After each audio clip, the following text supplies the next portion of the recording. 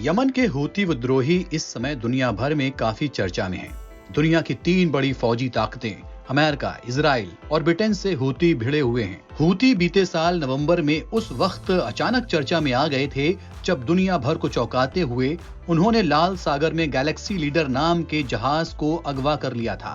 Gaza में Israel के हमलों के विरोध में हूतियों ने इस काम को अंजाम दिया था। इसके बाद से लगातार हूती लाल सागर में हमले कर रहे हैं। हूतियों के बढ़ते हमलों का जवाब देते हुए गुरुवार को ब्रिटेन और अमेरिका की फौजों ने यमन में हमले किए।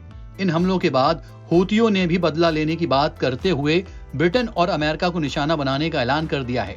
ऐसे में सवाल उठ रहा है कि हूतियों की ताकत क्या है जिसके बूते पर वो दुनिया की सुपर पावर से भिड़ रहे हैं।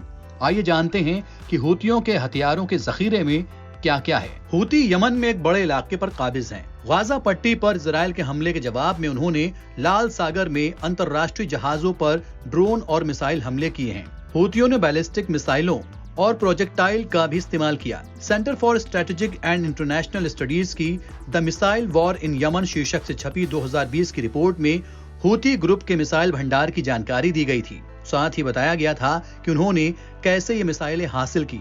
हूतियों को हथियार मुहैया कराने का एक अहम जरिया यमनी सरकार रही है। यमन की सेना के पास 1970 के दशक की स्कड और OTR-21 तोचका मिसाइलों समेत कई तरह की मिसाइलें थी।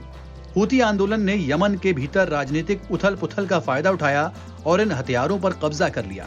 संयुक्त राष्ट्र के विशेषज्ञों के मुताबिक हूतियों के पास यमनी सेना के हथियारों के भंडार के करीब 70% हिस्से पर नियंत्रण है। हूतियों ने रॉकेट समेत काफी हथियार जंग के मैदान पर कब्जे के जरिए भी हासिल किए हैं। हूती लड़ाकों ने और दूसरे मिलिशिया से लड़ाई के दौरान रॉकेट लॉन्चर और दूसरे उपकरणों पर कब्जा किया। ईरान से हूतियों को बड़ी मदद मिलती है। ईरान हूतियों के लिए बेहतर मिसाइल तकनीक का अहम जरिया है।